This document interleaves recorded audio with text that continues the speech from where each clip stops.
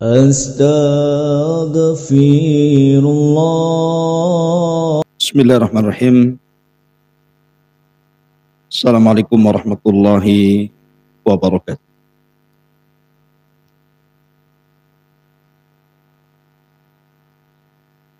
Alhamdulillah wassalatu wassalamu ala Rasulillah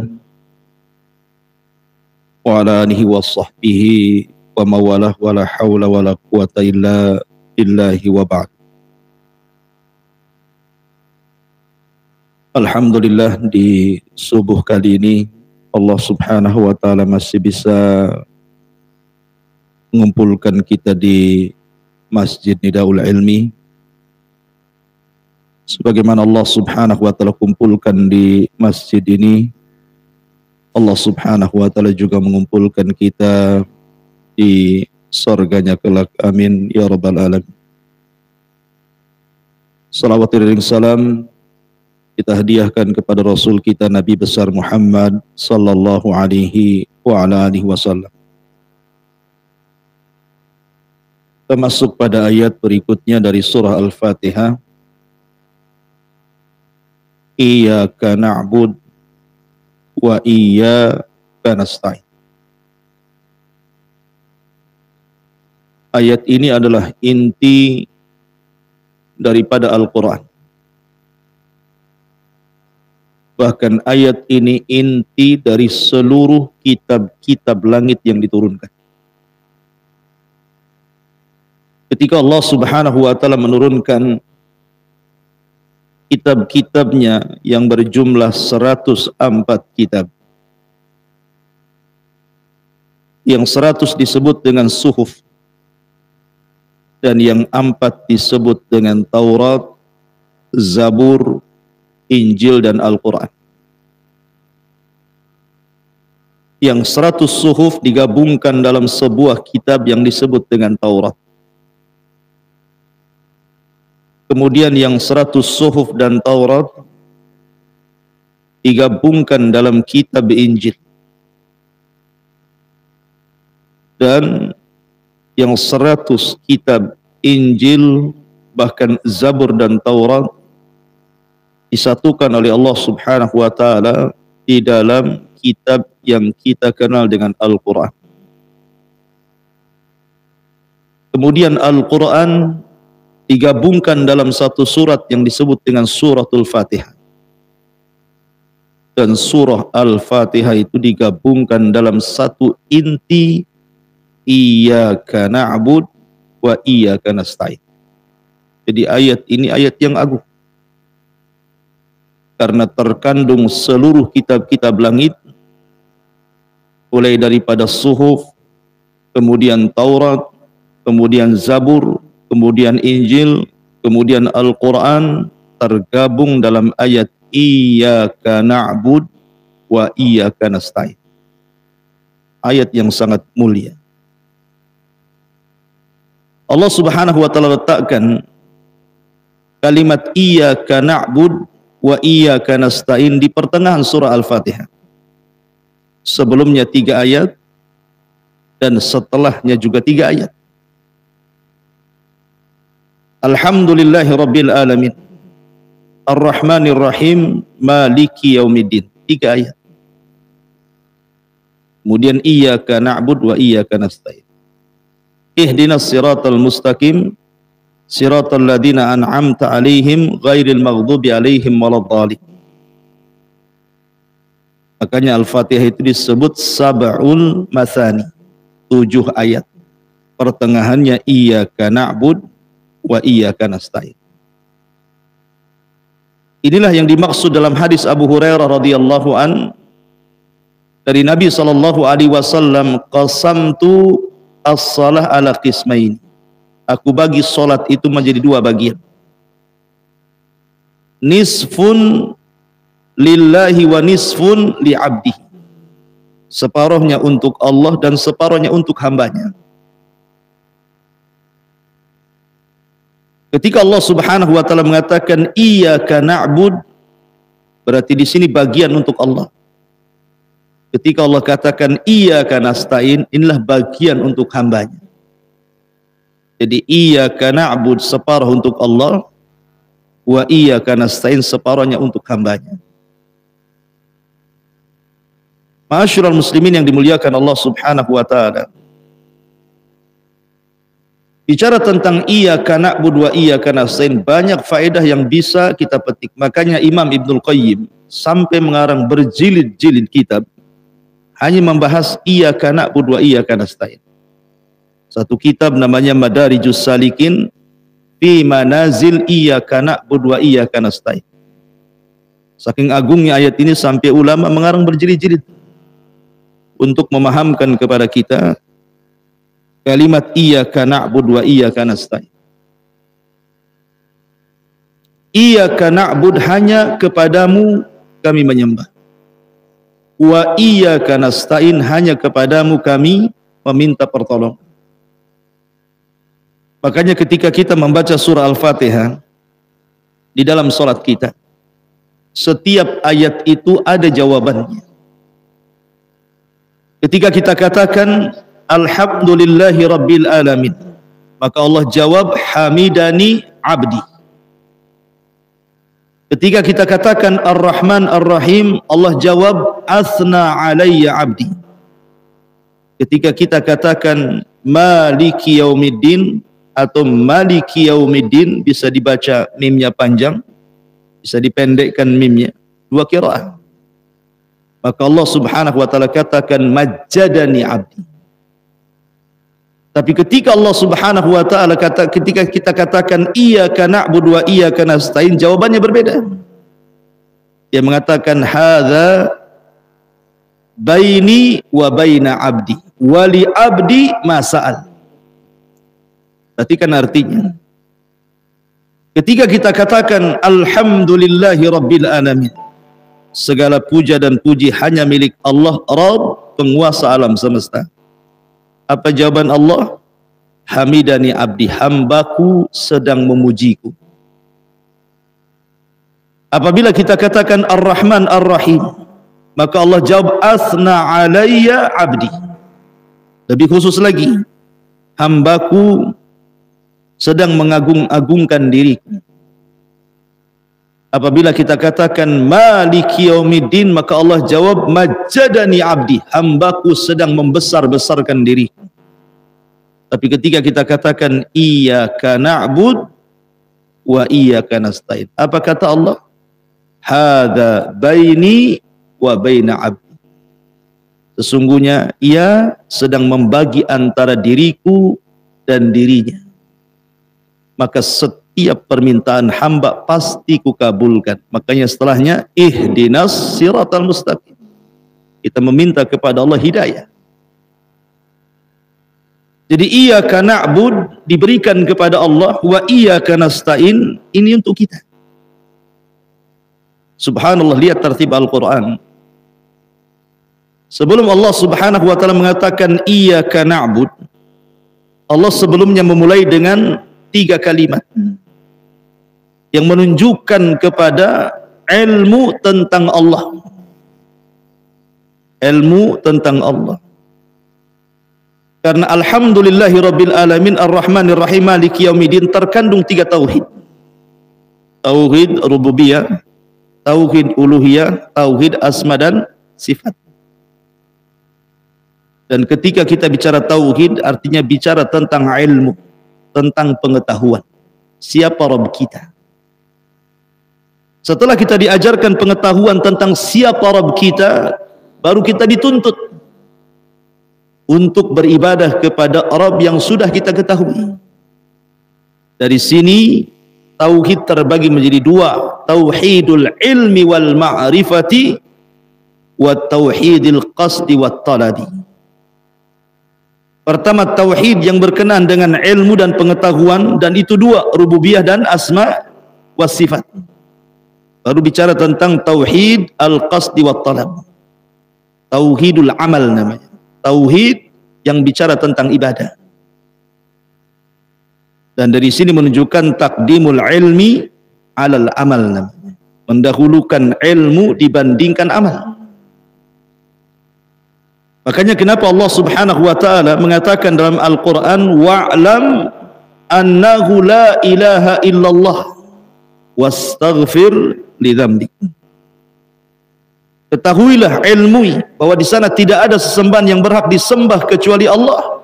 Kemudian beristighfarlah engkau. Di sini Allah dahulukan ilmu baru amal. Makanya Imam Bukhari membuat satu bab dalam sahihnya, babul ilmi qabla al-qawli wal amal. Bab berilmu dulu, kemudian berkata-kata dan beramal. Ma'asyiral muslimin yang dimuliakan Allah Azza wa Jalla, tidak mungkin seseorang menyembah Allah Subhanahu wa ta'ala dan mengatakan hanya kepadamu ya Rabb aku menyembah, dan hanya kepadamu ya Rabb aku meminta pertolongan, kalau sebelumnya tidak memahami kalimat ayat yang 3. Maksudnya gimana? Alhamdulillahi Rabbil Alamin terkandung di dalamnya al-mahabbah, kecintaan kepada Allah. Karena memuji itu karena cinta. Antum memuji orang benci, tidak mungkin antum puji kan? Memuji itu karena cinta. Ketika kita katakan alhamdulillah segala pujaan dan pujian hanya kepada Allah, kenapa kita memuji Allah? Karena kita cinta dengan Allah. Orang yang tidak cinta dengan Allah mustahil mengatakan iyyaka na'bud wa iyyaka nasta'in. Bagaimana dia akan menyembah Allah sementara di sana ada zat selain Allah yang ia cintai? Kemudian Ar-Rahman Ar-Rahim melahirkan Raja Harapan. Karena sebesar apapun dosa, kalau seseorang kemudian datang kepada Allah meminta ampun, Allah itu Rahman, Allah itu Rahim. Ada harapan. Kalau seandainya seseorang mengharap kepada selain Allah Subhanahu wa ta'ala, mungkinkah dia mengatakan iyyaka na'bud, hanya kepadamu kami menyembah? Mustahil. Karena kalimat iyyaka na'bud itu kalimat ikhlas. Tidak boleh menyelewengkan harapan kecuali kepada Allah. Kemudian Maliki Yaumiddin terkandung padanya al-khauf, rasa takut. Karena Allah lah penguasa alam semesta. Kita tidak bisa apa-apa. Dia bisa mengadab sekehendaknya. Dia bisa menghancurkan sekehendaknya karena dia Maliki Yaumiddin. Maka terakhir sifat takut. Kalau seandainya seseorang takut kepada selain Allah Subhanahu wa ta'ala, mungkinkah dia mengatakan iyyaka na'bud? Mustahil. Karena takut tidak boleh diberikan kecuali kepada Allah Subhanahu wa ta'ala. Itulah tertib Al-Quran yang sangat indah. Didahulukan dengan mahabbah, dengan raja, dengan cinta, baru Allah katakan iyyaka na'bud wa iyyaka nasta'in. Kalau anda betul-betul mencintai Allah, kalau anda betul-betul mengharap kepada Allah, kalau anda betul-betul takut kepada Allah, maka anda bisa beribadah kepada Allah Azza wa Jalla. Ma'asyiral muslimin yang dimuliakan Allah Azza wa Jalla, iyyaka na'bud wa iyyaka nasta'in. Kalimat iyyaka na'bud wa iyyaka nasta'in terdapat obat bagi kita selaku hamba Allah Azza wa Jalla. Obat dari dua penyakit yang sangat bahaya. Kalimat iyyaka na'bud mengobati penyakit riya, syirik, dan menyekutukan kepada selain Allah Azza wa Jalla. Karena ketika kita mengikhlaskan ibadah hanya kepada Allah, berarti tidak ada selain Allah yang kita sembah. Kemudian iyyaka nasta'in mengobati penyakit al-kibar, kesombongan. Bahwa kita masih butuh Allah, kita tidak boleh sombong. Kita masih mengharap kepada Allah, kita masih butuh Allah. Sehingga ketika sifat riya dan kibar itu hilang dengan kalimat iyyaka na'bud wa iyyaka nasta'in, berarti kita mudah beribadah kepada Allah. Karena yang menghalangi ibadah itu riya dan sombong. Kemudian juga bisa menghilangkan yang pertama penyakit syubhat. Ketika kita katakan iyyaka na'bud, maka kita sedang mengobati penyakit syubhat. Dan iyyaka nasta'in berarti kita sedang mengobati penyakit syahwat. Dan dua penyakit ini bahaya. Satu dari syaitan dan satu dari jiwa kita sendiri. Syubhat datang dari syaitan. Dan cara melawan syaitan hanya dengan ibadah. Kalau anda membaca Quran, setan lari. Kalau anda berzikir, setan lari. Kalau anda salat, setan benci. Hanya dengan ibadah kita bisa mengusir syaitan. Kemudian syahwat yang datang dari jiwa, syahwat tidak ada kaitan dengan syaitan. Dan Allah yang mengatakan wa innan nafsa la ammaratun bisu. Sesungguhnya jiwa itu selalu merintahkan keburukan. Seandainya seseorang tidak digoda syaitan pun, orang bisa sesat dengan hawa nafsunya. Inilah yang melahirkan penyakit syahwat. Keinginan untuk berzina, keinginan untuk minum khamar, keinginan untuk membunuh, keinginan begitu seterusnya. Syahwat. Ingin dunia, ingin kesenangan, itu syahwat artinya. Dan ini merusak akhlak. Kalau syubhat merusak agama. Nah, kalimat iyyaka nasta'in, kita meminta pertolongan kepada Allah agar hati kita ini istiqamah, agar hati kita tidak merubah, tidak mudah berubah gitu ya, sehingga kita mudah mengikuti hawa nafsu. Dan hanya dengan pertolongan Allah lah hati kita akan istiqamah. Ya muqallibal qulub, tsabbit qalbi ala ta'atik. Zat yang membolak-balikan hati, tetapkan hatiku di atas ketaatan kepada. Ma'asyiral muslimin yang dimuliakan Allah Subhanahu wa ta'ala. Iyyaka na'bud wa iyyaka nasta'in. Allah Subhanahu wa ta'ala mendahulukan ghayah dibandingkan wasilah. Ghayah itu tujuan, wasilah itu perantara. Iyyaka na'bud ini ghayah namanya. Tujuan diciptakan kita untuk apa? Ibadah. Wa ma khalaqtul jinna wal insa illa liya'budun. Ini tujuan kita diciptakan. Bahkan bukan tujuan kita saja diciptakan, semua alam semesta, mulai dari langit, bumi, alam semesta, galaksi-galaksinya, termasuk malaikat, jin dan manusia, termasuk juga binatang-binatangnya. Semua tujuannya hanya untuk beribadah kepada Allah Azza wa Jalla. Wa in min kulli syai'in illa yusabbihuna bihamdihi walakin la tafqahuna tasbihahum. Sungguhnya segala sesuatu yang diciptakan Allah Azza wa Jalla semua bertasbih, beribadah kepada Allah dengan memuji Allah Subhanahu wa ta'ala. Wa iyyaka nasta'in baru cerita tentang wasilah, perantara. Karena tidak mungkin Anda datang kemari kecuali karena pertolongan Allah. Bisa Anda datang ke Masjidul Ilmi kalau tidak ada pertolongan Allah? Tidak bisa.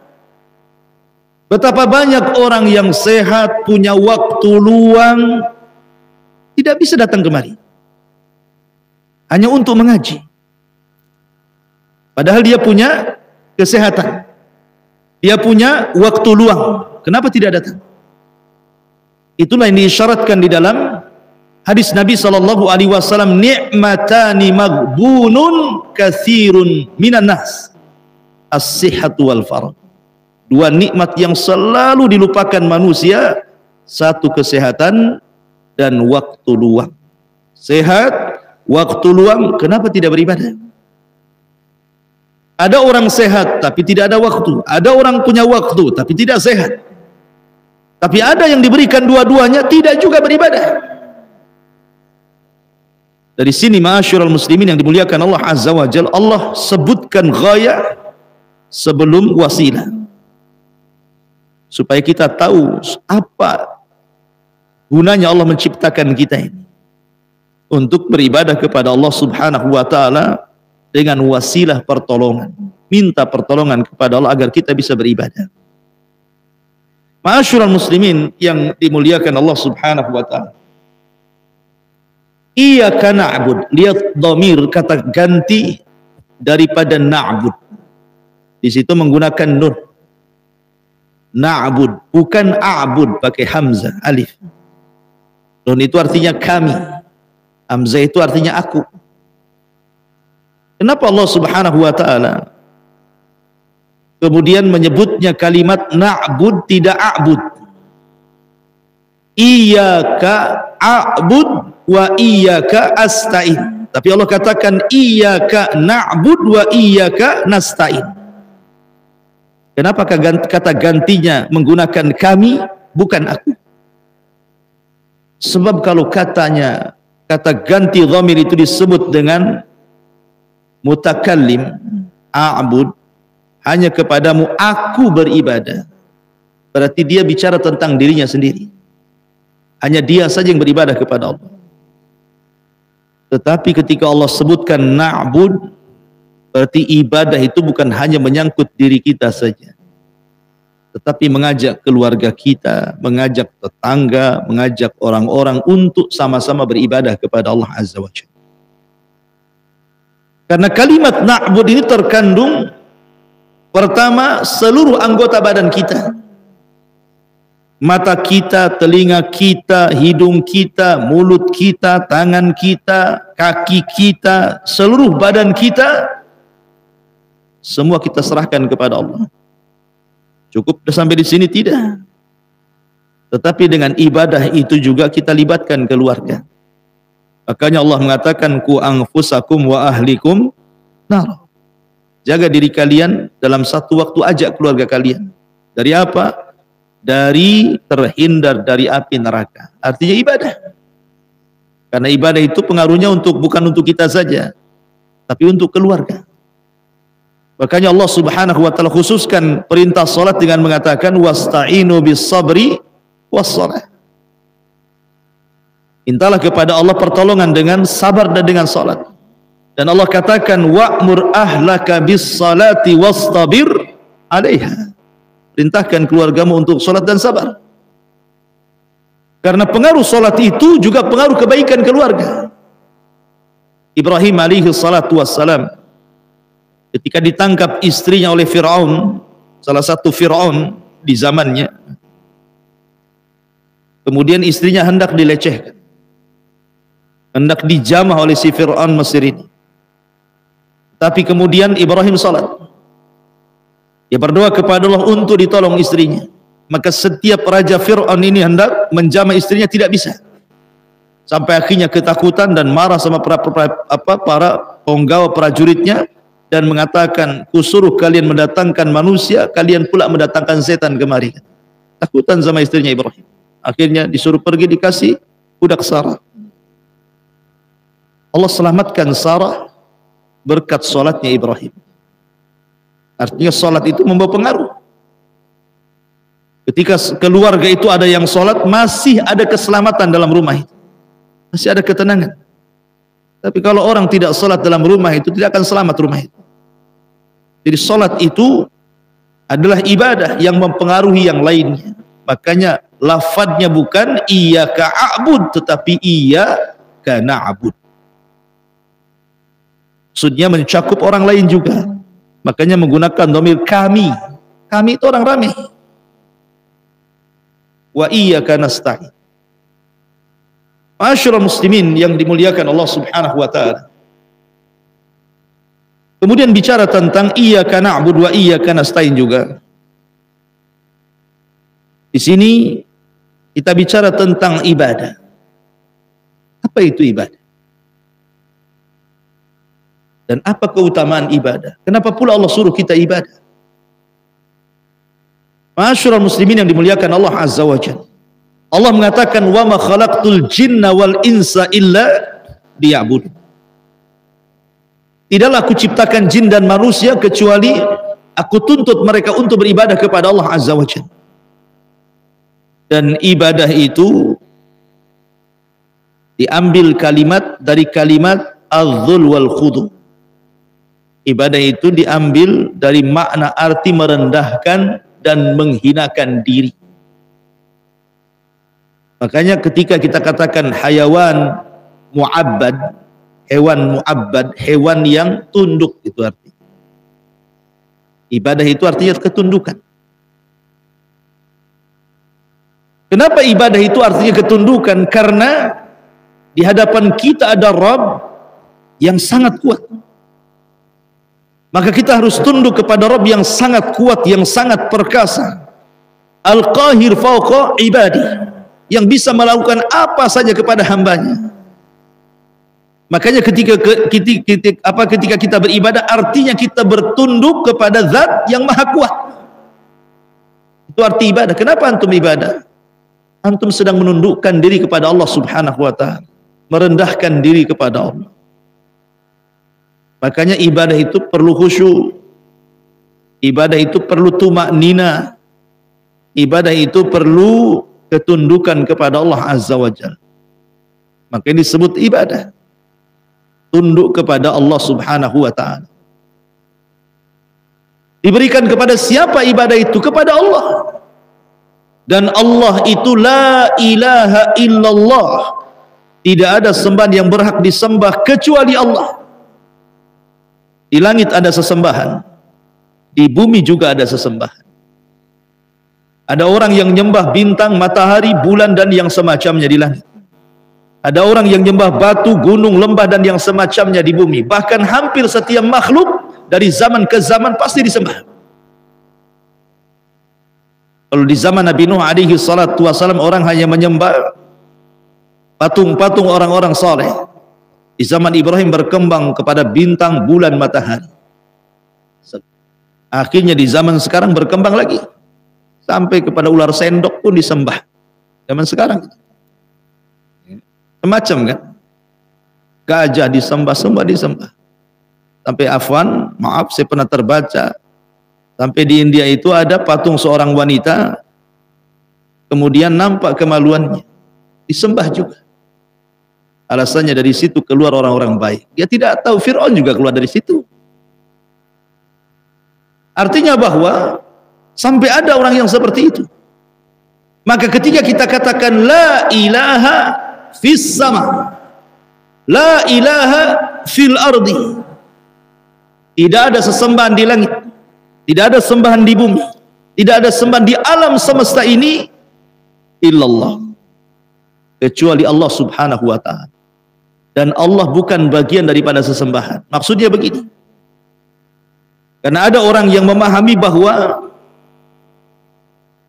Allah itu bukan orang Arab, seolah-olah apa? Allah itu bagian sesembahan yang dikeluarkan. Bukan begitu pemahamannya. Jadi ketika kita katakan la ilaha, kita ambil semua sesembahan, kemudian kita masukkan ke koper, kita kunci, ambil satu, yang ini dibuang. Bukan begitu pemahamannya. Allah itu bukan bagian dari sesembahan yang dikecualikan.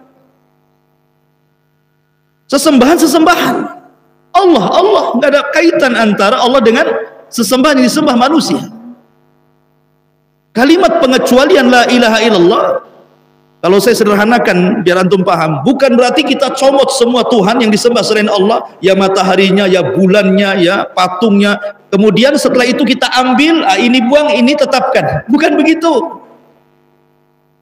Allah berbeda dengan ma'bud, sesembahan-sesembahan yang disembah selain daripada Allah. Dia bukan bagian daripada itu. Dia tersendiri. Makanya Allah mengatakan la ilaha fa'lam annahu la ilaha illallah. Dan Allah badal daripada kalimat hak yang muqaddar, yang disembunyikan. La ilaha haqqun illallahu. Namanya la dalam ilmu bahasa Arab ada isim la, ada khobar la. La ilaha, ini isim la. Mana khobarnya? Makhdhuf, haqqun. Tidak ada sembahan yang berhak disembah, itu pengertiannya. Kemudian badal hak adalah Allah. Jadi dia bukan bagian daripada makhluk, dia tersendiri. Ma'asyiral muslimin yang dimuliakan Allah Subhanahu wa ta'ala, mungkinkah manusia mengetahui sesembahannya dengan akalnya?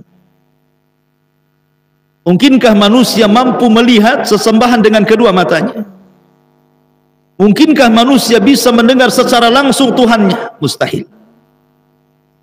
Tetapi walaupun demikian, Allah Subhanahu wa ta'ala mengetahui hamba-hambanya. Lalu kenapa Allah Subhanahu wa ta'ala menutup diri dari hambanya?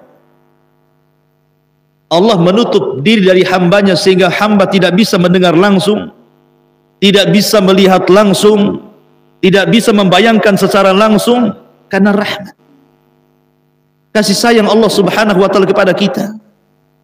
Sebab kalau seandainya Allah Subhanahu wa ta'ala buka tabirnya, di mana hijabuhun nur, dalam riwayat hijabuhun nar, di mana Allah Subhanahu wa taala punya hijab yang hijabnya cahaya, dalam riwayat hijabnya itu api. Kalau seandainya hijab itu tersingkap, la akhraqat ma bainas samawati wal ard, akan terbakar langit dan bumi. Ketika Allah hijabi dirinya dengan cahaya, ini bentuk rahmat. Coba bayangkan kalau hijab itu terbuka, habis kita. Jadi kasih sayang Allah yang membuat dia terhalang antara kita dengan Allah Subhanahu wa taala. Musa alaihi salatu wassalam pernah meminta agar Allah diperlihatkan. Tapi apa jawaban Allah? Lan tarani, tidak bisa melihat. Kemudian Allah mengatakan, walakin dur ilal jabal, lihat gunung Saina yang penuh dengan batu yang kokoh itu. Kalau aku akan tampakkan diriku pada gunung itu, fa in istaqarra makanah, kalau gunung itu tetap tidak hancur, fasaufa tarani, kau bisa melihat. Apa yang terjadi? Falamma tajalla rabbuha lil jabali ja'alahu dakka wa sara Musa sa'iqa. Ketika Allah menampakkan dirinya ke gunung itu, hancur lebur gunung itu. Musa pun pingsan. Kemudian Musa bangun dan mengatakan, tubtu ilaika ya Rabb, aku tobat kepadamu. Aku nggak akan minta lagi agar engkau memperlihatkan dirimu kepadaku. Kalau gunung penuh dengan batu saja bisa hancur, kita ini tulang daging apalah kita ini. Artinya ketika Allah terhalangi antara dia dengan kita, itu rahmat dari Allah. Bani Israel ketika minta kepada Nabi Musa, lan nu'mina laka hatta narallaha jahra fa akhadatkumus sa'iqatu wa antum tanzur.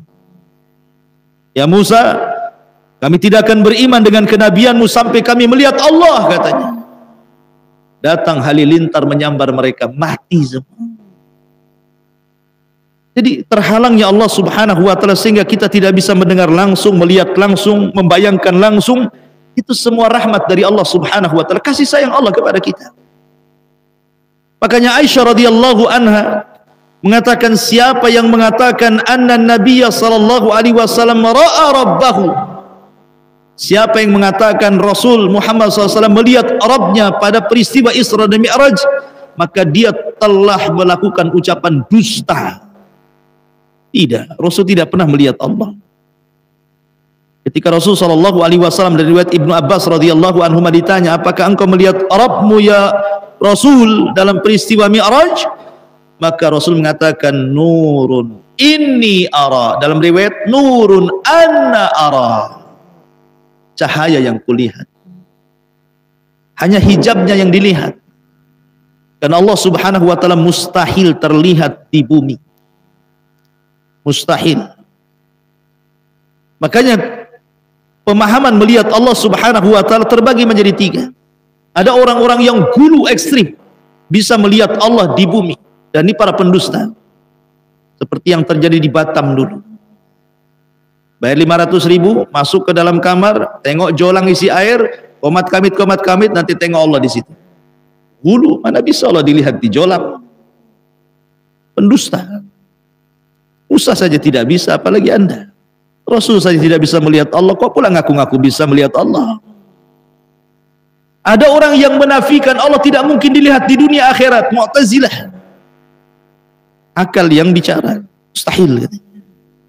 Tapi ahli sunnah wal jamaah mengatakan, ya di dunia Allah tidak bisa dilihat, tapi di akhirat Allah akan menampakkan dirinya, dan itu nikmat terbesar yang Allah anugerahkan kepada penduduk sorga, ru'yatullah, mereka mampu melihat Allah. Ketika Allah Subhanahu wa taala mengatakan, saluni ma syi'tum fahada yaumun mazid, mintalah segala sesuatu wahai penduduk sorga, ini hari tambahan nikmat untuk kalian. Penduduk sorga mengatakan, ya Rabb, alam tubayyid wujuhana wa tubaiduna anin nar wa tudkhilanal jannah. Ya Rabb, bukankah kau sudah memutihkan wajah kami, sudah mengeluarkan kami dari neraka dan masukkan ke dalam surga? Cukup ya Rabb, tidak perlu lagi. Tapi Allah mengatakan, Allah karim, saluni ma syi'tum, minta sesuatu kepadaku. Maka mereka bergerak kepada Adam alaihi salatu wassalam, ya Adam, apa yang harus kita minta kepada Allah? Maka Adam mengatakan kepada penduduk sorga, ya ahlal jannah, salullaha ridha, mintalah keridhaan Allah azza wa jalla. Fa inna Allah in sakhita alaikum akhrajakum kama akhrajani minal jannah. Kalau Allah sampai murka kepada kalian, kalian akan dikeluarkan dari sorga sebagaimana dulu aku pernah dikeluarkan dari sorga karena kemurkaannya. Minta keridhaannya supaya kalian tidak dikeluarkan lagi. Kemudian mereka mengatakan, ya Rabb, nas'alu ridhaka, kami meminta keridhaan, dan Allah kabulkan. Kemudian Allah Karim tetap meminta, saluni ma syi'tum, minta lagi. Mereka mengatakan, ya Allah, apa yang harus kita minta? Semua sudah dicukupi di sorga, apa yang harus kita minta lagi? Akhirnya mereka minta kepada Nabi Musa, ya Musa, apa lagi yang harus kami minta? Maka Musa mengatakan, salullah, mintalah kepada Allah agar kalian bisa melihat wajahnya. Karena aku pernah meminta di dunia, dia pun mengatakan lantarani, tidak bisa melihat. Maka penduduk surga meminta kepada Allah agar diperlihatkan wajahnya. Ketika Allah subhanahu wa ta'ala menyingkap tabir cahaya dan tabir apinya itu, semua penduduk surga melihat Allah. Mereka pun mengatakan, demi Allah tidak ada nikmat yang lebih besar dibandingkan melihat Allah subhanahu wa ta'ala. Itulah tambahan nikmat yang melebihi nikmat semua penduduk surga, ru'yatullah. Tapi di dunia tidak mungkin Allah terlihat. Sekali lagi, kenapa Allah hijabi dirinya dengan kita? Supaya kita merasakan rahmat Allah subhanahu wa ta'ala. Disitulah perlunya kita ilmu tentang Allah, karena Allah tidak bisa terlihat masalahnya. Allah tidak bisa didengar langsung suaranya oleh kita. Allah tidak bisa dibayangkan. Makanya kita harus paham siapa Tuhan kita, dan Allah sudah memahamkan siapa dirinya. Diutuslah Nabi SAW, diturunkan Al-Quran untuk memahamkan siapa dirinya. Nabi SAW datang dengan keterangan-keterangan menjelaskan siapa Tuhan kita, sehingga Tuhan tidak bisa dibayangkan, Tuhan tidak bisa dilihat secara langsung, Tuhan tidak bisa didengar, Tuhan tidak bisa dipikirkan. Tuhan itu dipelajari. Makanya orang barat, ketika tidak ada yang membimbing mereka tentang siapa Tuhannya, liarlah otak mereka ketika menggambarkan siapa Tuhan. Seperti orang barat ketika menggambarkan alien, gak pernah mereka itu melihat alien. Tapi mereka bayangkan, oh jangan-jangan alien itu seperti ini. Dibuatlah telinga panjang, dibuatlah taring, dibuatlah besar kepala, macam-macam. Lihat aja gak pernah. Antum dibohongi oleh Hollywood. Gak ada orang itu lihat alien. Itu khayalan. Karena bagi orang yang tidak pernah melihat kemudian menggambarkan, itu semua hayalan. Dihayalkan kayaknya sesuai dengan yang dilihat, sesuai yang didengar, sesuai yang dipikirkan. Digambarlah alien. Jumpa pun tidak ada dengan alien. Begitulah walillahil matsalul a'la. Ketika seseorang tidak dibimbing ketika menerapkan siapa Tuhannya, akhirnya liar ketika menggambarkan siapa Tuhannya. Bermunculanlah berbagai macam Tuhan-Tuhan yang jauh daripada ketuhanan. Muncullah istilah jangan-jangan Tuhan itu kayak manusia. Dibuatlah Tuhan manusia. Jangan-jangan bukan hanya manusia, tangannya banyak. Dibuatlah Tuhan tangan banyak. Jangan-jangan Tuhan itu ada belalainya. Dibuatlah Tuhan gajah. Begitu ya? Karena terlampau liar otaknya. Oh bukan, Tuhan itu bukan manusia, Tuhan itu binatang. Dibuatlah ular sendok tadi, dibuatlah patung gajah, dibuatlah patung ini, patung itu. Yang lain mengatakan tidak, dia bukan binatang, bukan manusia. Akhirnya apa? Oh mungkin dia pohon, akhirnya nyembah pohon. Mungkin dia semacam tumbuh-tumbuhan, akar disembah. Akhirnya liar kan? Ketika seseorang liar menggambarkan siapa Tuhannya, karena tidak ada yang membimbing masalahnya, maka ketika salah menetapkan siapa Tuhannya, maka akan salah pula ketika menyembahnya, karena sudah salah dari awal. Ketika puncaknya salah, pasti bawahnya salah. Anda kalau menetapkan Tuhan sudah salah, pasti salah cara menyembahnya. Yang lain mengatakan nyembah Tuhan, oh Tuhan itu perlu buah-buahan, dia suka buah-buahan. Taruhlah jeruk, apel, yang nyembah Tuhan. Oh enggak, Tuhan tidak suka apel, Tuhan itu suka lidi yang dibakar. Lidi dibakar, nyembah Tuhan. Gitu ya. Kemudian, oh enggak itu, Tuhan tidak suka itu. Suka apa? Macam-macam lah dibuat kesukaan Tuhan sesuai dengan cara berfikirnya kan. Alhamdulillah ikhwan, kita ini dapat hidayah. Kita tidak sembarangan liar menetapkan siapa Tuhan kita, tapi Allah utus Rasul sallallahu alaihi wasallam menjelaskan siapa Tuhan. Supaya benar cara iyyaka na'budnya itu. Rasul datang menjelaskan Tuhan kita seperti apa. Karena begini ikhwan, kalau saya contohkan, ini foto lakuan. Antum tidak pernah melihat ini, tidak pernah melihat botol ini, tidak pernah. Kita tahu bahwa kemudian saya katakan tolong sifatkan botol itu. Antum tidak pernah melihat. Maka ada 3 kemungkinan. Antum bisa mensifatkan karena ada kembarannya. Antum pernah melihat kembarannya, maka antum bisa mensifatkan botol yang tidak pernah antum lihat karena pernah melihat yang semisalnya. 1. Yang kedua, atau antum pernah melihat langsung.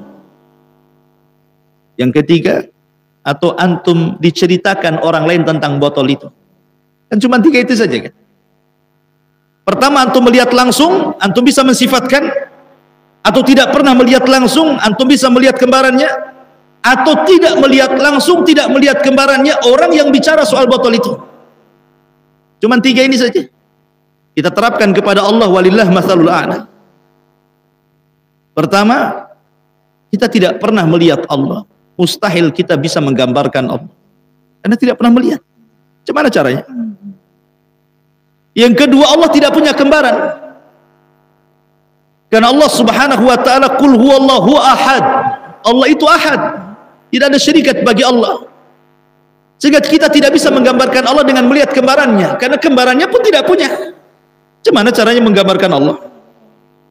Sehingga yang memungkinkan yang ketiga, ada orang yang bicara tentang Allah, yang dipercaya Allah, dia menyampaikan zatnya kepada kita. Siapa mereka? Para perantara. Siapa perantara? Para nabi, para rasul. Hanya itu yang memungkinkan kita mengenal Allah. Makanya diutuslah Rasul kepada kita. Makanya iyyaka na'bud itu punya 2 syarat. Syarat ikhlas dan ittiba.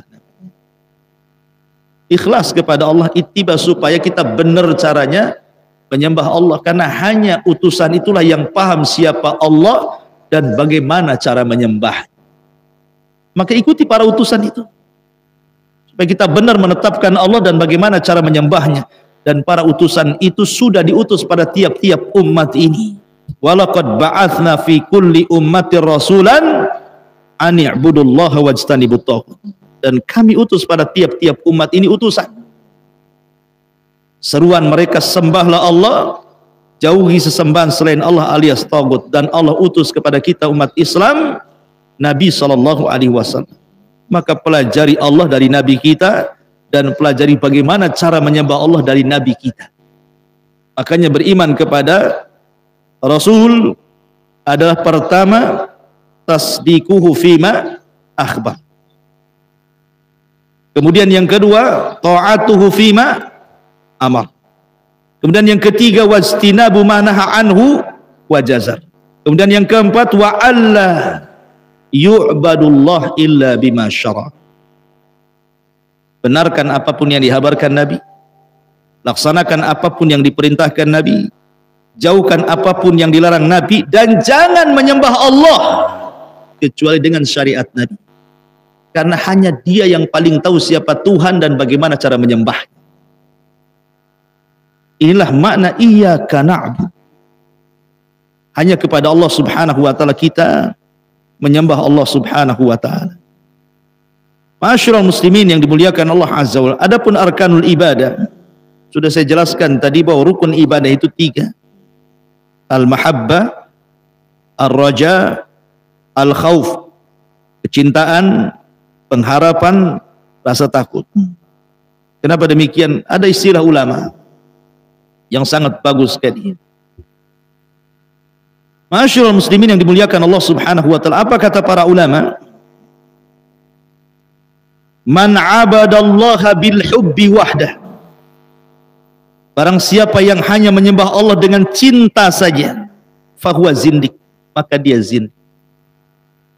Wa man 'abadahu bir raja'i wahdah, fahuwa murji'i. Siapa yang menyembah Allah dengan harapan saja, maka sama dengan murji'ah. Wa man 'abadallah bil khaufi wahdah. Siapa yang menyembah Allah Subhanahu wa taala hanya dengan takut saja, fahuwa khariji, maka dia khawarij.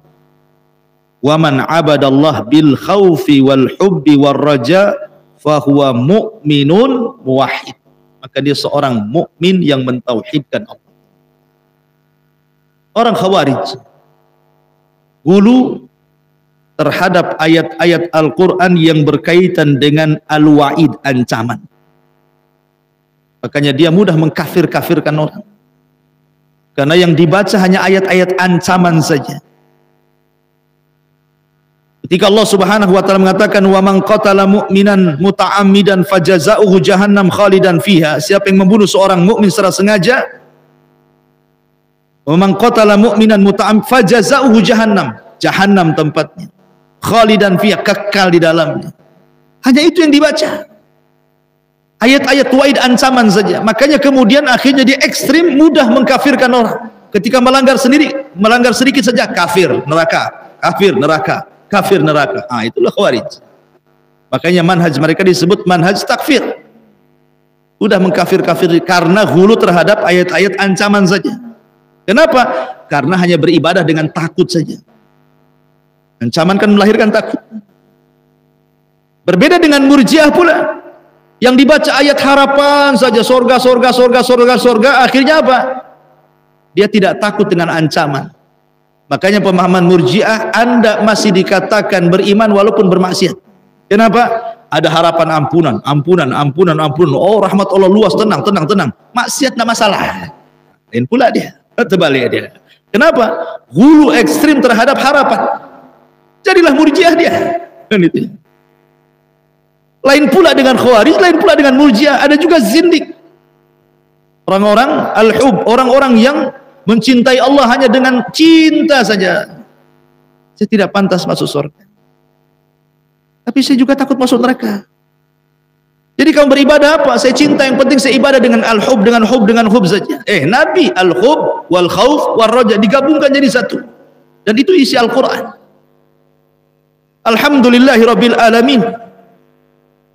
Al-hub, ar-rahman, ar-rahim, ar-raja, maliki yaumiddin, khauf, iyyaka na'budu wa iyyaka nasta'in. Baru dengan 3 perkara itu kita beribadah kepada Allah Azza wa Jalla.